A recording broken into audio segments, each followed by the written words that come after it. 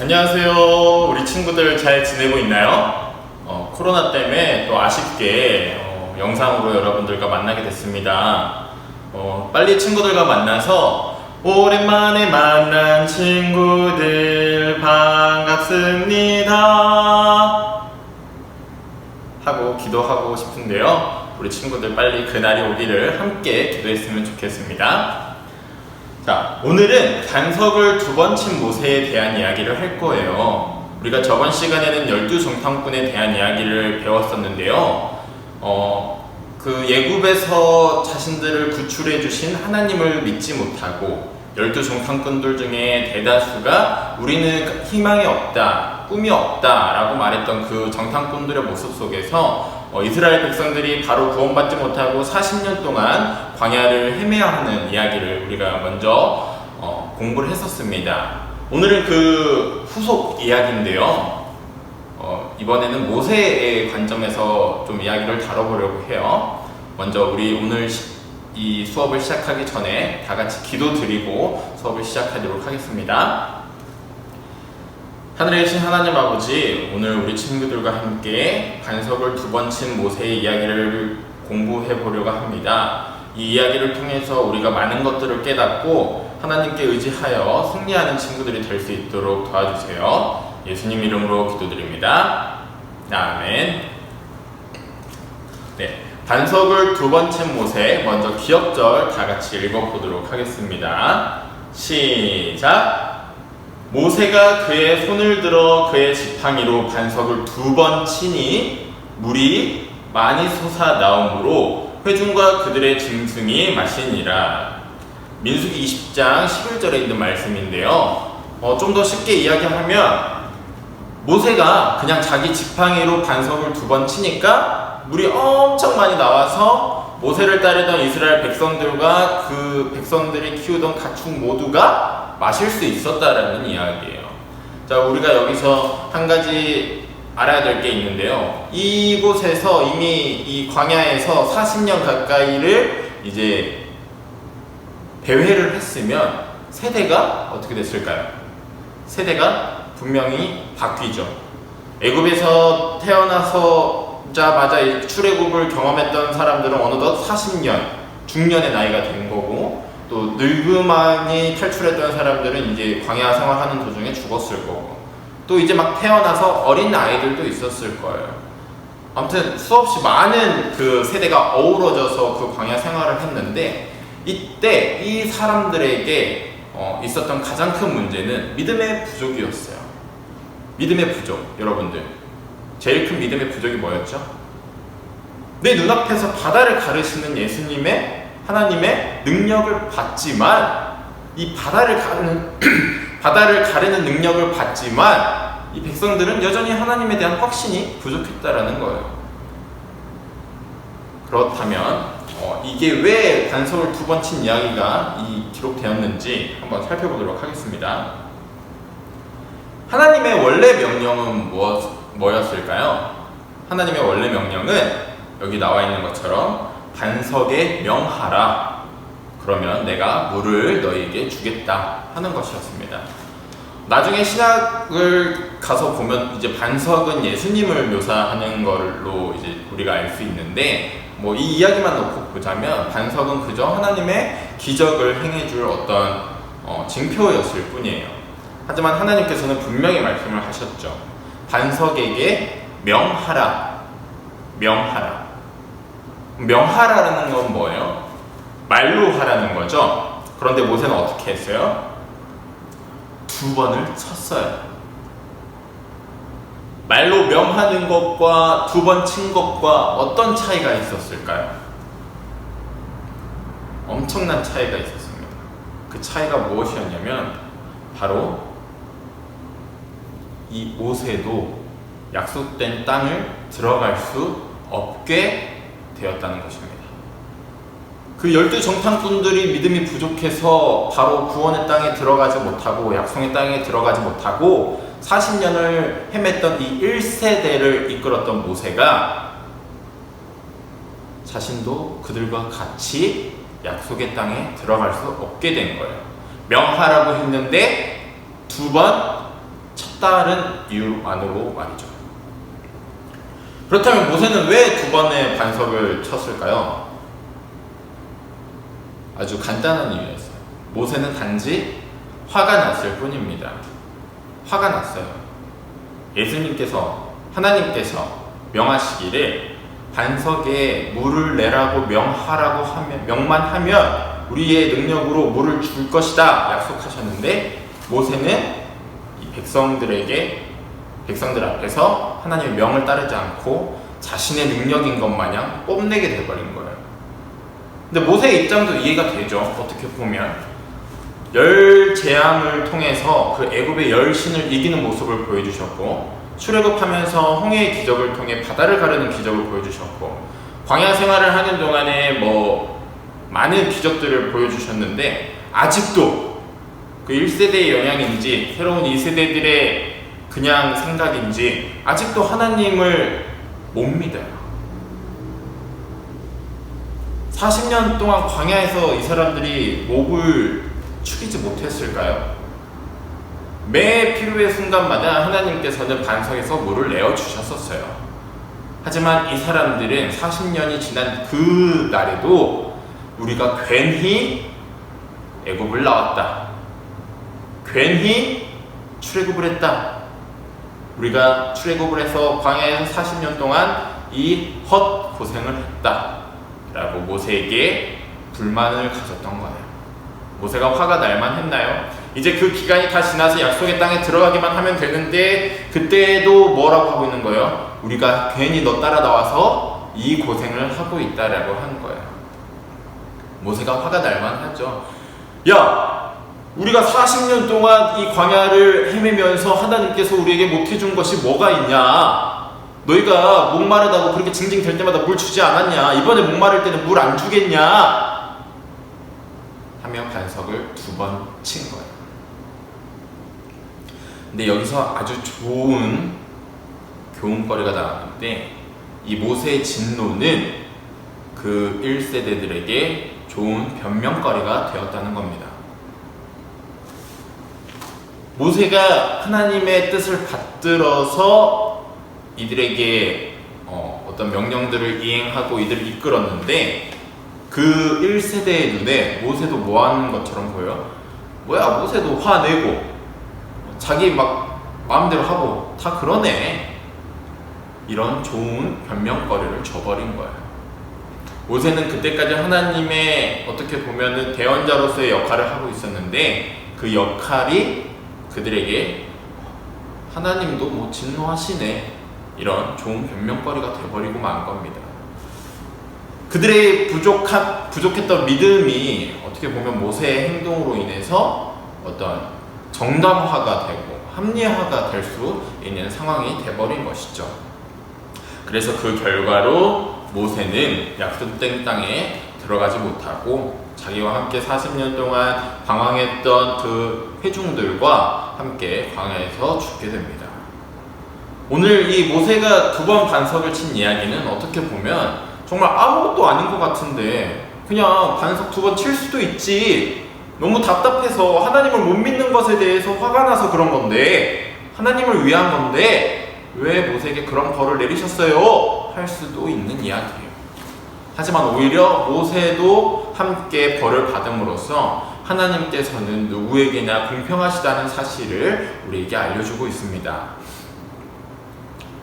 믿음이 부족했던 백성들과는 달리 모세는 그 누구보다도 하나님을 간절하게 믿고 그 약속의 땅을 간절하게 바랬을 거예요. 하지만 그 모세가 그 백성들과 똑같은 잘못을 저질렀을 때 하나님께서는 모세를 봐주지 않으셨어요. 모세, 너 40년 동안 고생했으니까 너는 내가 그래도 약속의 땅에 보내드려줄게. 그렇게 됐다면 2세대, 3세대들 출애굽을 경험한 그 세대들에게 아마 전혀 좋은 본이 되지 못했을 겁니다. 모세가 반석을 두 번 치고 하나님께서 너희들 때문에 나에게 화를 내셨다라고 이야기했던 그 순간, 모세는 이미 하나님의 대언자로서의 역할을 내려놓은 것이나 다름없었습니다.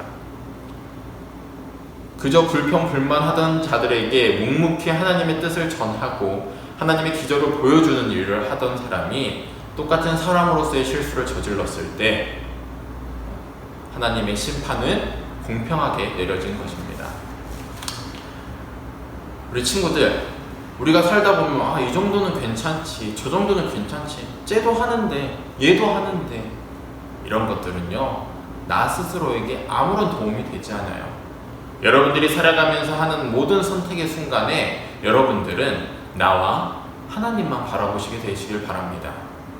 내가 얘들 보니까 화가 나가지고 그것 좀 했어요, 이게 무슨 잘못입니까? 할 수 있지만 남이 그랬다고 해서 나도 그렇게 하는 것은 결코 잘된 행동이 아니라는 겁니다. 우리 이제 마무리하기 전에 이 이야기를 한번 다 같이 따라서 읽어보도록 합시다. 시작! 우리가 하나님의 능력에 의지한다면 결코 환경에 노예가 되지 않을 것입니다. 우리가 하나님의 능력에 의지한다면 결코 환경의 노예가 되지 않을 거라는 건 무슨 말인가요? 우리가 하나님께 의지한다면 어떤 환경, 내 주변 친구들, 주변 선생님들 혹은 가족들, 어떤 주변의 모든 것들로부터 내가 영향을 받지 않는다는 말이에요. 이 영향을 받지 않는다라는 건 잘 구분을 해야 되는데, 우리가 살아가면서 옆 사람에게 영향을 안 받고 살 수는 없어요. 근데 여기서 말하는 영향은 뭐냐면 그 마음의 중심의 가치를 이야기하는 겁니다. 얘가 애를 때려, 친구가 친구를 괴롭혀요, 선생님이 어떻게 잘못한 친구를 때렸어요, 아니면 가족들 중에서도 양보를 안 해줘요. 그 영향을 안 받을 수 있다라는 거예요. 얘가 얘를 때리니까 괜찮아, 이 정도 때리는 건 괜찮아 하는 그런 마음이 여러분들의 마음속에 생기지 않는다는 거예요. 내 누나 혹은 오빠, 언니, 동생이 나에게 양보를 안 해줘요, 그럼 나도 양보 안 해줘가 아니라 나는 양보를 해줄 수 있게 된다는 거예요. 누군가를 통해서 제가 저러니까 나도 괜찮아 하는 마음이 사라진다는 겁니다. 우리가 하나님의 능력에 의지한다면 결코 주변의 노예가 되지 않을 겁니다, 여러분. 자, 두 번째입니다. 다 같이 읽어볼게요.